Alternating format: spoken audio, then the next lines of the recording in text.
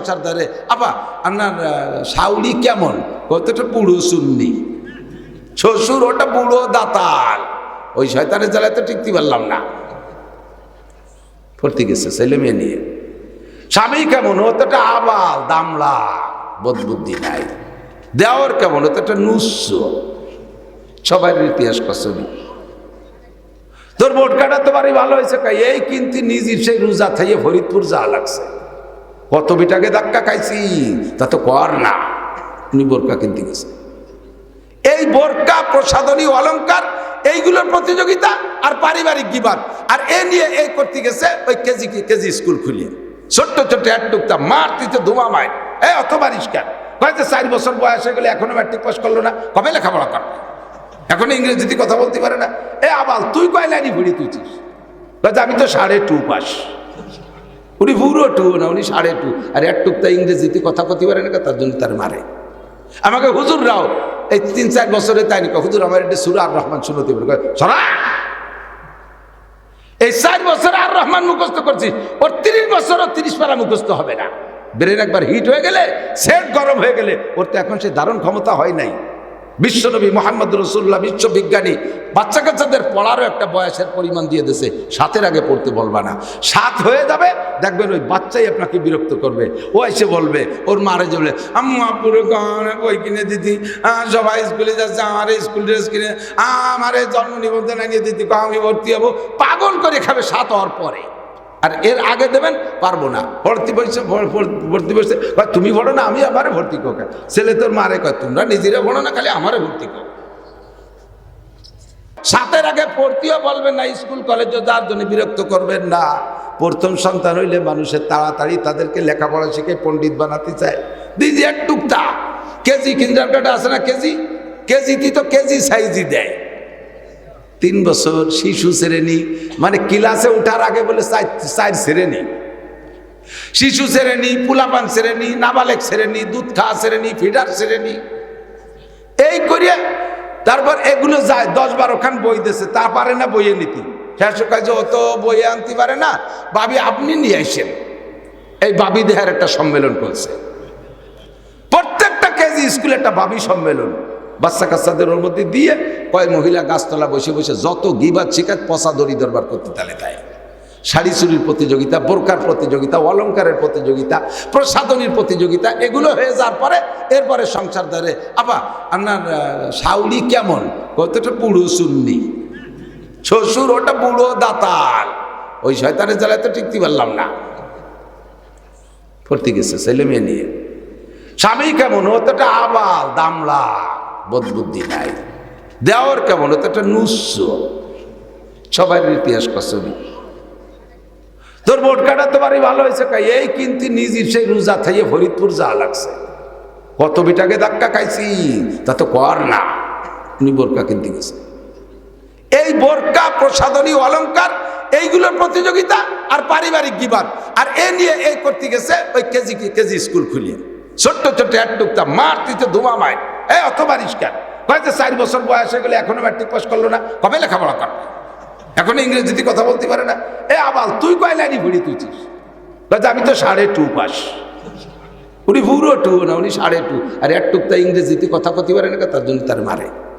আমাকে হুজুররাও এই 3-4 বছরে তাই নিক, হুজুর আমার একটা সূরা আর রহমান শুনতে পারে। সরা, এই 4 বছর আর রহমান মুখস্থ করছি, ওর 30 বছরও 30 পারা মুখস্থ হবে না। ব্রেন একবার হিট হয়ে গেলে, সেট গরম হয়ে গেলে, ওর তো এখন সে ধারণ ক্ষমতা হয় নাই। বিশ্বনবী মুহাম্মদ রাসূলুল্লাহ, বিশ্ববিজ্ঞানী, বাচ্চা কাচ্চাদের পড়ারও একটা বয়সের পরিমাণ দিয়ে দিয়েছে। 7-এর আগে পড়তে বলবা না। 7 হয়ে যাবে, দেখবেন ওই বাচ্চাই আপনাকে বিরক্ত করবে। ও এসে বলবে, ওর মারে বলে, আম্মু আব্বুরে বই কিনে দিতি, সবাই স্কুলে যাচ্ছে, আমার স্কুল ড্রেস কিনে, আমার জন্ম নিবন্ধন আনিয়ে দিতি, আমি ভর্তি হবো। পাগল করে খাবে 7 হওয়ার পরে। আর এর আগে দেবেন পারবো না। ভর্তি বসে তুমি ভরো না, আমি আমারে ভর্তি কর। ছেলে তোর মারে কয়, তোমরা নিজেরা ভরো না, খালি আমারে ভর্তি কর। এগুলো করা যাবে। বাচ্চাদের দায়িত্ব, মাদের দায়িত্ব ঘরের ভিতরে। মারা হলেন প্রথম শিক্ষিকা। মায়ের কাছ থেকে সন্তানরা ভাষা শেখে, মারা শুদ্ধ ভাষায় কথা বলবেন, নিজেরা আঞ্চলিক ভাষায় কথা বললেও বাচ্চাদেরকে আপনারা শুদ্ধ ভাষায় কথা বলা শিখাবেন। বাপদের মাদের কাছ থেকে বাচ্চারা ভাষা শেখে, যার কারণে ভাষার নাম মাতৃভাষা। ভাষার নাম কি? বাপের ভিটে আমাদের জন্ম, বাপের এলাকায় আমরা বসবাস করি, বাপের এলাকার কথা বলি, অথচ ভাষার নাম মাতৃভাষা। কারণ সন্তানরা ভাষা শেখে মায়ের কাছ থেকে।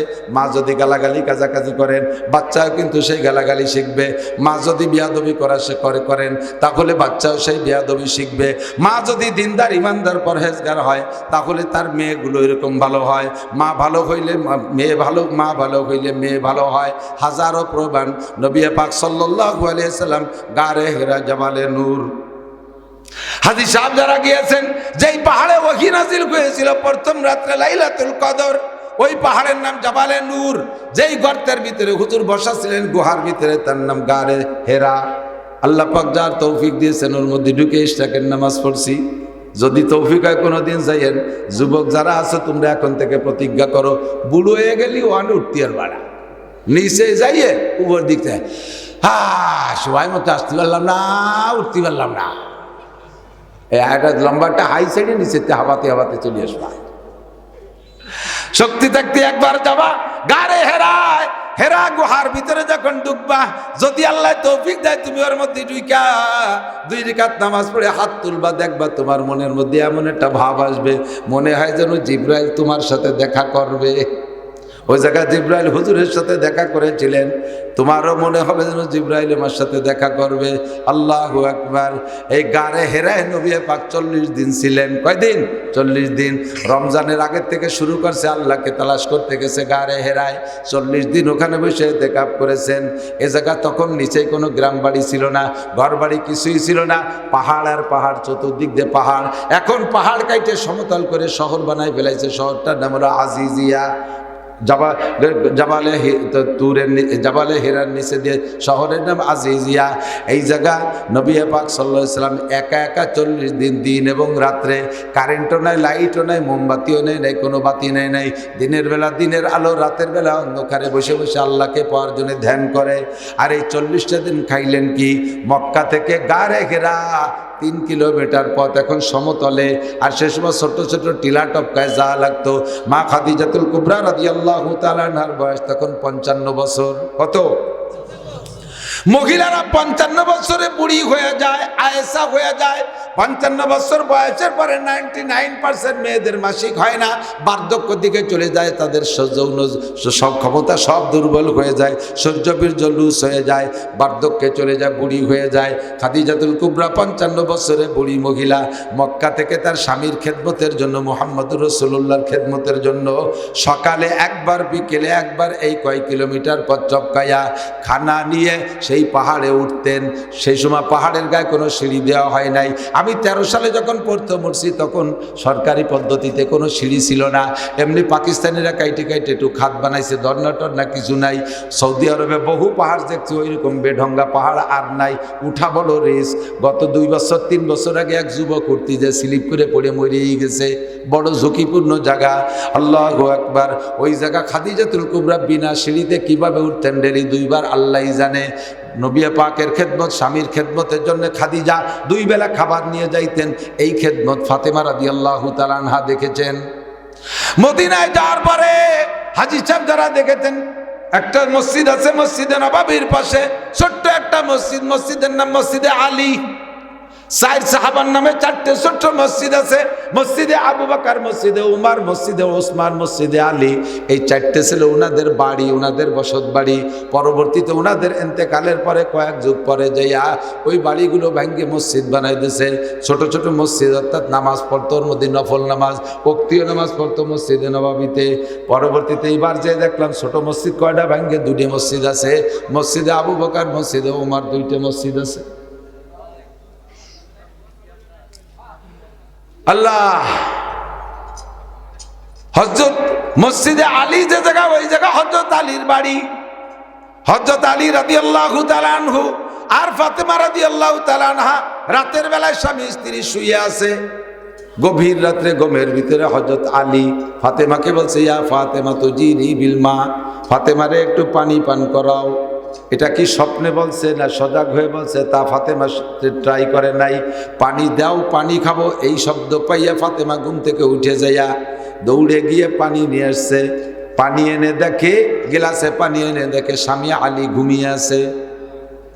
চিন্তার মধ্যে পড়ে গেলেন, আমি যদি এনাকে এখন ঘুম ভাঙ্গাইয়া পানি পান করাই, সারাদিন পরিশ্রম করছে, পরিশ্রান্ত ক্লান্ত মানুষ, কাঁচা ঘুম ভাঙ্গায় পানি পান করাইলে ঘুমের ক্ষতি হবে, শরীরে কষ্ট হবে। কাজেই কি করব, সজাগ করব কি করব না। আবার যদি আমারও ঘুম আসছে, আমি যদি গিলাস রাইখে দিয়ে ঘুমাইয়া যাই, পুনরায় পানি চাইলে দিতে পারি কি পারি না, এই দ্বিমুখী সমস্যার ভিতরে পড়ে যে উনি এবার চিন্তা করলেন যে না, তাহলে ঘুমও ভাঙ্গাবো না আর আমিও ঘুমাবো না। পানির গিলাস হাতে নিয়া সারা রাত মাথার কাছে দাঁড়িয়ে আছে, এক পলক আর ঘুমায় নাই, বিছানায় পিঠ দেয় নাই। ফজরের সময় যখন বিলাল আজান দিয়েছে, বিলালের আজানের আওয়াজ হযরত আলীর কানে গেলে আলী ঘুম থেকে উঠছে, ফাতেমা আলীকে এখনো পর্যন্ত ডাকেন নাই। ঘুম থেকে উঠে দেখে বাম পাশে ফাতেমা নাই। সজাগ হয়ে চোখ খুলে দেখে মাথার কাছে দাঁড়িয়ে আছে ফাতেমা, হাতে এক গিলাস পানি। জম করে উঠে বলে, ও ফাতেমা খবর কি? ফামা বালুকে, তোমার খবর কি? পানি হাতে দাঁড়িয়েছো কেন? পানি খাবা? কয় কেন, আপনি ভুলে গেছেন গভীর রাত্রে আপনি পানি চেয়েছিলেন, গভীর রাত্রে পানি চেয়েছিলেন। আমি সেই সময় উঠে গিয়ে পানি আনছি, তারপরে এসে দেখি আপনি ঘুমিয়ে আছেন, আপনাকে আর ঘুম ভাঙ্গাই নেই কষ্ট পাবেন এজন্য। আর আমিও পানি রেখে ঘুমাই নাই, পুনরায় যদি পানি চান তাহলে দিতে না পারলে আপনার কষ্ট হবে। ওগো আমার মহাব্বতের স্বামী, আমার প্রিয় স্বামী, আমি আপনার জন্য পানি হাতে নিয়ে ফজর পর্যন্ত দাঁড়িয়ে আছি। হযরত আলী উঠে ভয়তে থরথর করে কাঁপতেছে, ফাতেমা সর্বনাশ করেছে, তুমি আমার কাছে ওয়াদা করো, আজকে যে ঘটনাটা ঘটে গেছে এইটা তুমি জীবনেও কোনোদিন তোমার আব্বা জির কাছে বলতে পারবা না।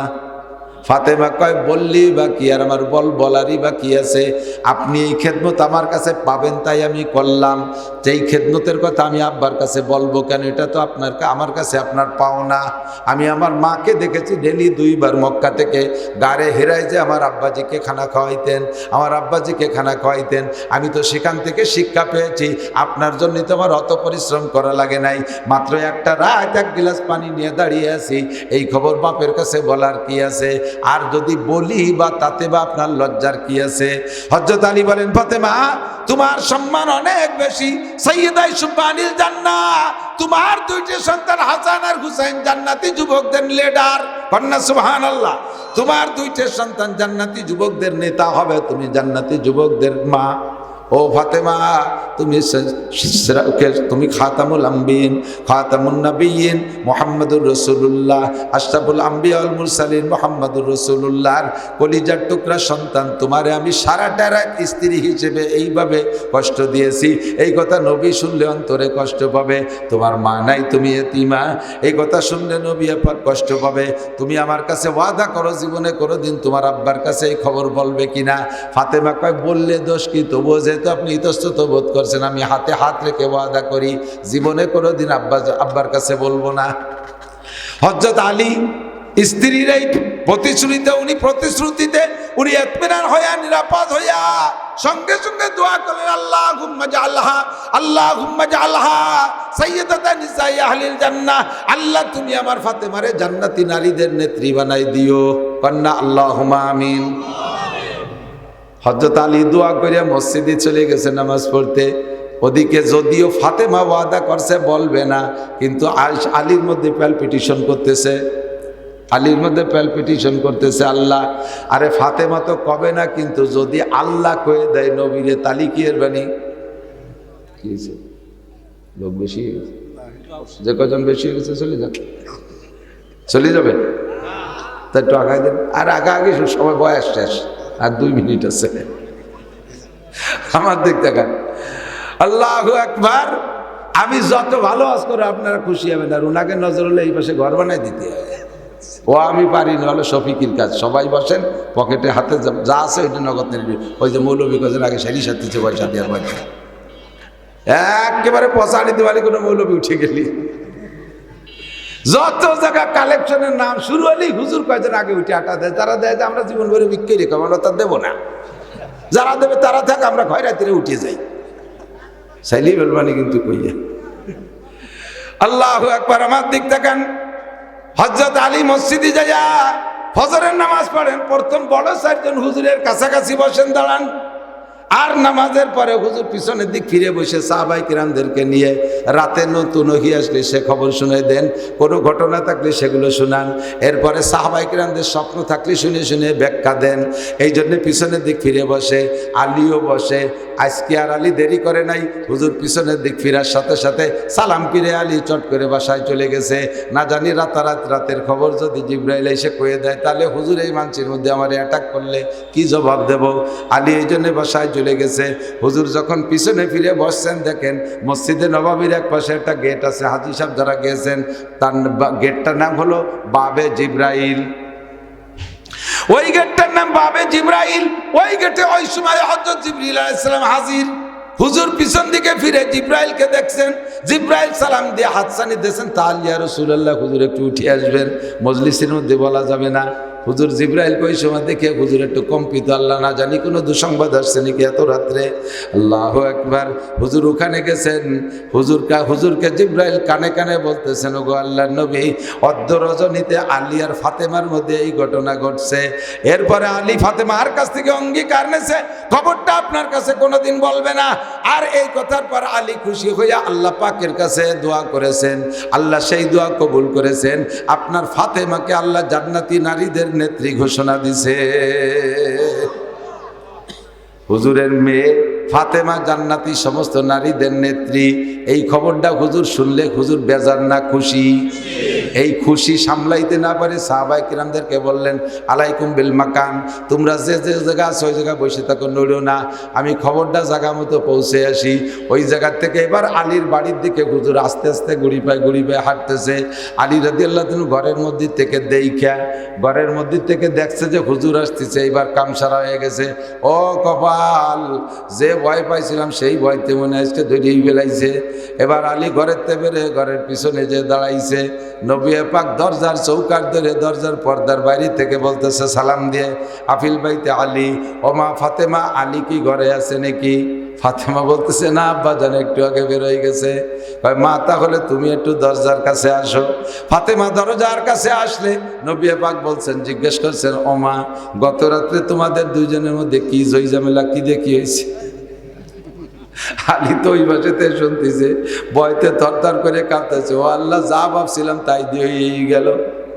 ফাতেমা কয়, আব্বা জান কি ব্যাপার? কি কয়, গত রাত্রে আজকে রাত্রে তুমি আর আলীর মধ্যে কি ঘটনা ঘটছে একটু কও।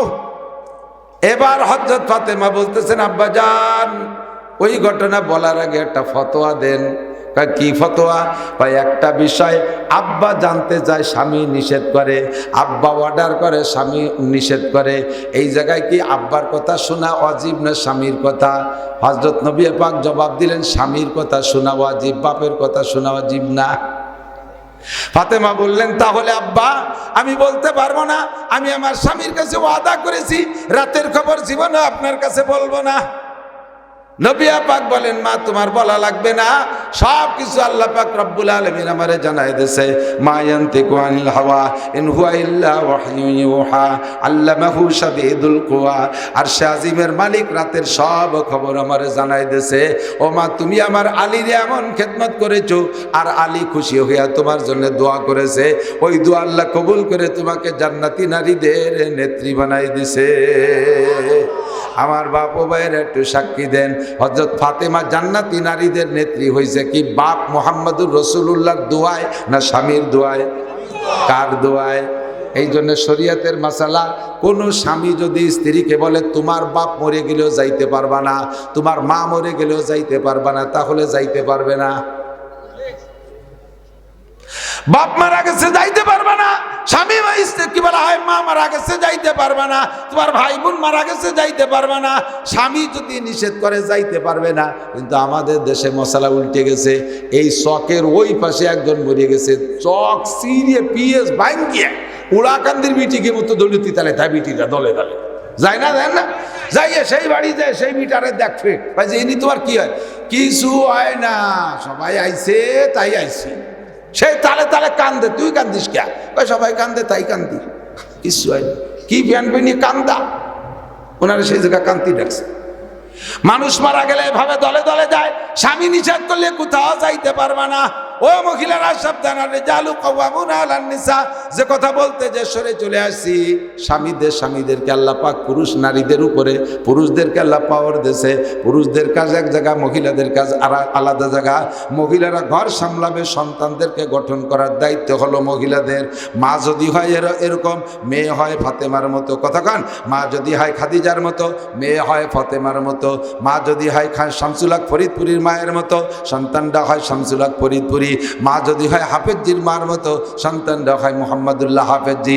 আরে মা যদি হয় ফজলুল করিম চরমুনার পীর সাহেবের মায়ের মতো, সন্তানরা হয় বিশ্ববিখ্যাত পীর ফজলুল করিম চরমুনার পীর সাহেব, কথা কন্টেক কিডিং না। আর মা যদি হয় মুমতাজের মতো, সন্তান হবে আব্দুল কাদের জিলানির মতো। নুসো ওয়াদবায়েশ আসুসা আপা দুয়া, ঠিক না? সন্ত্রাস ডাকাইতে হবে। এজন্য মাদের ভূমিকা ঘরের ভিতরে পালন করবেন। আল্লাহ পাক তোমাদেরকে আলাদা করে সৃষ্টি করেছে, তোমাদের ডিউটি ঘরের ভিতরে, বাইরে তোমরা যাবা না। আর আমরা পুরুষদের ডিউটি বাহিরে, আমাদের ঘরের ভিতরে ডিউটি না। তবে আপনাকে লয়ে বিব্রত রহিতে আসে নাই কেহ বনি পারে। সকলের তরে সকলে মুরা, প্রত্যেকে মুরা পরের তরে। ব্যাখ্যা বিশ্লেষণ করার সময় নেই, আমার টাইম এসে 5 মিনিট বেশি হয়ে গেছে। ব্যাখ্যা বিশ্লেষণের সময় নেই, আমার দিক তাকান। আপনাকে লয়ে বিব্রত রহিতে আসে নাই কেহ বনি পারে। সকলের তরে সকলে মুরা, প্রত্যেকে মুরা পরের তরে। আপনারা পুরুষদের ভেটো পাওয়ার আছে, নারীরা আপনাদের খাদেমা। স্ত্রী যদি আপনার গায়েতে একটা ঘামাসি মারিয়ে দেয়, মোহাব্বতের সাথে একটা ঘামাসি গালাই দেয়, মোহাব্বতের সাথে আন্তরিকতার সাথে, ওই মহিলার আমল নামায় 7 ভরি স্বর্ণ আল্লাহর রাস্তায় দান করা সব লেখা হয়ে যায়। মহিলা যদি স্বামীর জুতো সুদা করে দেয়, 7 ভরি স্বর্ণ দান করার সওয়াব। জামা কাপড় ধৌত করে দেয়, 7 ভরি স্বর্ণ দান করার সওয়াব। হাত্তাল লুকমাতে ফি ফিহে, এমনকি একটা খাদ্য লুকমা যদি মহিলা মহাব্বতের সাথে স্বামীর মুখের মধ্যে উঠে দেয়, 7 ভরি স্বর্ণ দান করার সওয়াব পায়। এমন নেকি মহিলা পায়। এখন আপনার স্ত্রী বস্তা ভরে যাতে নেকি কামাই করতে পারে, এই জন্য আপনি বাড়ি যে সব কাজ বউরে দিয়ে করাবেন। তুমি আমার জুতো সুজারি দাও, তুমি আমার লুঙ্গি দিয়ে দাও, তুমি আমার গেঞ্জি দিয়ে দাও, তুমি আমার জাঙ্গিয়ে দিয়ে দাও, তুমি আমার মাথায় তেল মাহাই দাও, সব তারে দিয়ে করাবেন। মহিলা তখন বিরক্ত হয়ে যাবে। এই খেদমত নীতি হলি কথা হবে না। খেদমত নীতি হলে সিস্টেম আছে। আপনি দিন ভরে পিএস উঠেছেন, ওই পিএস তো বাড়ি বিটিরা কাটিয়ে কুটিয়ে সাইজ করে না? আপনি বাইসে নিয়ে তুইছেন, বিটিরা আর বলে নাড়ছে, তারাও তো বসে থাকে না। আপনি ধান কাটিয়ে নিয়ে মলিয়ে তুই চলে গেছেন, বিকেল বেলা 4 দোকানে গাপসায় বেড়াচ্ছেন। সেই বিটি পেটে একটা, ফিটি একটা, কোলে একটা, কাহে একটা, বুড়ো বুড়ি শ্বশুরশালী মরে মরে বাপ 8-10-12 জন কিষেনের ভাত লাইন দিয়ে উঠোন লেপছে, 4 ধান সেদ্ধ হয়ে সেদ্ধ শূন্য করিয়ে আবার 3-4 বার মেঘে দাবড়াইছে। এর সব কিছু উপেক্ষা করিয়ে গুছাই গাছায় 3 অক্ত ভাত লাইন দিয়ে, সে বিটির কি পা সুতো আছে? আর রাত্রি যায় সে আমার মাথায় একটা তেল মাহাই দাও। সেই সময় বিটি কি করে, তুমি ধান কাটছো, আমি কি বাড়ি তামুক খাইছি নাকি? তোমার মাথায় তেল দিতে আমার মাথায় দাও, তুমি দাও, নালে আমি দেবো না। দুটি গুতি লেগে যাবে না রাত্রি। এই জন্য তেল নেওয়ার সিস্টেম হলো, এই কষ্টের পরে এই পাশে কথাই কবে, ওই লোক কথাই কবে। পথ হোক একটু বুঝতে হয়, যেন ওয়াজ আসছে, একটু চুপ করে চলে যাই। খেদমত নেওয়ার সিস্টেম সেই দেয়, তারপরে মুনাজাত করে দেবো। খেদমত নেওয়ার সিস্টেম হলো, যদি স্ত্রীদের এই নেকি কামাই করার পথ খোলা রাখতে হয় খুব সামঞ্জস্যতার সাথে। আপনিও সংসারে পুরুষ, সেও সংসারে মহিলা, উভয় কাজ করে সংসারকে গড়িয়ে উঠেছেন। আপনি খালি পাইকারি খেদমত নেবেন, তারে কিছু করবেন না, তা তো না। খেদমত যদি একটু নীতি হয়, রাত্রি বেছেনে ছেলে মেয়েরে শোয়াই দিয়ে দুইজনে যখন আলাদা বিছানে যাবেন, শস্য তেলের শিশি একটা নিয়ে যাবেন। তুমি দিন ভরে কত কাজ করছো, তোমার তো মাথা ব্যথা হতেছে, আসো তোমার মাথায় একটু তেল দিয়ে দিই। এই করে যখন আপনি তেলের শিশি হাতে নেবেন, লাগ দিয়ে হাতের থেকে কাড়িয়ে নেবেন, আপনি শোন আপনার মাথায় দিয়ে দেয়, সহজে তেল পাবেন। আর যদি আমার একটু তেল দাও, তুমি আমার দিয়ে দাও, তা নাহলে দেবো না। এই দুটি মাথা বাড়ি বাড়ি হতে ঘুম শেষ। আপনাকে বিব্রত রহিতে আসে নাই কেহ বনি পারে। সকলের তরে সকলে মোরা, প্রত্যেকে মোরা পরে তরে। আমি যদি ইচ্ছা করি, আমি যদি বলি যে এই যুবকরা, এই এলাকায় আমার বহুত ভক্ত যুবক আছে, আমার কাপড় চুপড় ময়লা হয়ে গেছে, রাস্তায় রাস্তায় থাকি, আর তোরা আমার কাপড় করে একটু ধুয়ে দেওয়ার লোক আছে না? বিশেষ করে মাদ্রাসার ছাত্ররা আছে না, স্কুল কলেজের যুবকরা আছে, বহুত মহব্বতের বন্ধু আমার আছে, এক করে ধুয়ে সাথে আয়রন টাইরন করে দেবে। কিন্তু আজও পর্যন্ত আমি আমার কাপড় চুপড় বাড়ির মহিলাকে দিয়ে ধোয়াই না। আমার কাপড় আইসকেও গুটি খানিক ধুয়ে বুলু টুলু দিয়ে সাইজ করে ধুয়েছি। আরও মাঝে মাঝে বাড়ির কাপড় চোপড় আর এক গাদে আমি ভিজেই তুয়েছি, ইনশাল্লাহ মাহফিলি শেষে বাড়িতে সেদিন দেবো রাতে নাই। আর ওয়াজের সিজন শেষ হয়ে গেলে গাই আছে দুটি, গাছ তো কাটি রীতিমতো আমার মাথায় আছে, কাশি আছে 5 কান, ডাঙ্গার কাজ, ক্ষেতের কাজ, চকের কাজ করা সব আছে। আমি উঠোন ঝাড়ু দিই, আমার বাথরুম আমি নিজে পরিষ্কার করি, পুরো বাড়ির বাথরুম আমি সাফ করি। তা বাড়ি বিটিরা কি ঘাস কাটে নাকি? বিটিরাও ঘাস কাটে না। অনেক বড় বাড়ি আলহামদুলিল্লাহ, 5টা 7টা ছেলে মেয়ে, আমার বুড়ি মা আছে, বড় ছেলেটা প্রতিবন্ধী, 2টে রুগীকে পালা লাগে, অবিরাম মেহমান আসতে তালেই আছে। বাড়ি অনেক কাজ, এত কাজ করে সে একা একা পারি ওঠে না। ছেলেরা সব পড়ে মাদ্রাসায় পড়ে, তারা মাঝে মাঝে আসে, আত্মীয় স্বজন সবসময় আসে। এত কাজের ভিতরে আবার আমার এত খেদমত যদি তার দিয়ে করাই, সে কীভাবে করার জন্য প্রস্তুত। কিন্তু আমার তো একটু বিবেচনা তার দরকার। থাল খানো ধুয়ে খাই না, অনেকে আছে আল্লাহদের ঠেলায় বউকে থাল ধুয়ে দাও, ভাত কাড়িয়ে দাও। কে তুমি এত আল্লাহ দিয়েছো, নিজে কাড়ি খাতে পারো না? থাল খান ধুয়ে খালি কি হাতে গা হয় নাকি? আমারটা আমি করবো। আরে খুতবাতুল হাকামে দেখেন, খুতবাতুল হাকামে খুলে দেখেন, হুজুর সাল্লাল্লাহু আলাইহি ওয়াসাল্লাম নিজের গায়ের উকুন নিজে মারতেন, মাঝে মাঝে উকুন হইতো মারতেন, নিজের কাপড় নিজে সেলাই করতেন, নিজের জুতা নিজে সেলাই করতেন, জুতা পরিষ্কার করতেন নিজে। হুজুর এগুলো সব নিজে হাতে করতেন। কাজে আমরা সকলের তরে সকলে মুরা, প্রত্যেকে মুরা পরের তরে। আমাদের যার যার দায়িত্ব আল্লাহ পাক যে 2 ভাগ করে দিচ্ছে, যার যার দায়িত্ব পালন করব। এখন এই দায়িত্ব পালন করতে পুরুষরা কোন জায়গায় যাবেন? পুরুষরা মাঠে মাঠে ওয়াজ শুনবেন আর তবলিগে যাবেন, তবে আলেমদের সাথে তবলিগে যাবেন। এই সন্ত্রাস পার্টি টঙ্গীর ময়দানে যারা খুনি আরে, ওরা কোনো তবলিগি না, ওরা সন্ত্রাস পার্টি। জাবাল করদার জিবিল্লাত না করদার, আগেও যা করে বেড়াতো এখন পাগড়ি বেঁধে তাই করে, কথা কন না কেন? আগেও যা করতে এখনো তাই করে। এদানি কি হচ্ছে জানেন? বিদেশি মেহমান আইসে ইস্তেমায়, এই 7 পার্টি একজনে যাইয়ে সে 4 মধ্যে 20 দিয়ে দিছে। ফেসবুক দেখে যুবকরা, ফেসবুক দেখবে তার মধ্যে আসছে ছবি সহজে, সেই তুলনায় ধরছে একেবারে তার চা খায় ছেড়ে দিছে, 20 দিছে কায়দা মতো দিয়া। আর তবলিগি যাবেন, আলেমদের সাথে তবলিগি যাবেন যদি কিছু শিখতে চান। সময় নাই বলতে পারলাম না। আলেমদের সাথে তবলিগি গেলে লাভটা কোথায়? আল্লাহ পাক কবুল করুক, বলেন আমিন। আর মেয়েদের জন্য বাড়ির ভিতরে ফাজাইল আমাল, তবলিগি নিসাব, মুনতাখাব হাদিস, তারপরে আহকামে জিন্দেগি, বাংলা বেহেশতিজোর বাধ্যতামূলক এই তালিমগুলো করান। তাহলে মেয়েরা শিখবে, তাদের দায়িত্ব তারা পালন করবে। এবার সে মাদ্রাসার জন্য আপনারা প্রত্যেকে বিসমিল্লাহ কইয়া নগদ পকেটে যা আছে একটু সহযোগিতা। ছোট মাদ্রাসা দেখেন, আমি ভিতরে ঢুকে আমার পরাণ প্রতি মায়া লাগতেছে। সে মোহতাম সাহেবের বিছনার চাদরটাও ধুতি সময় পাইনি, দৌড়োদৌড়ি ঠেলে বালিশ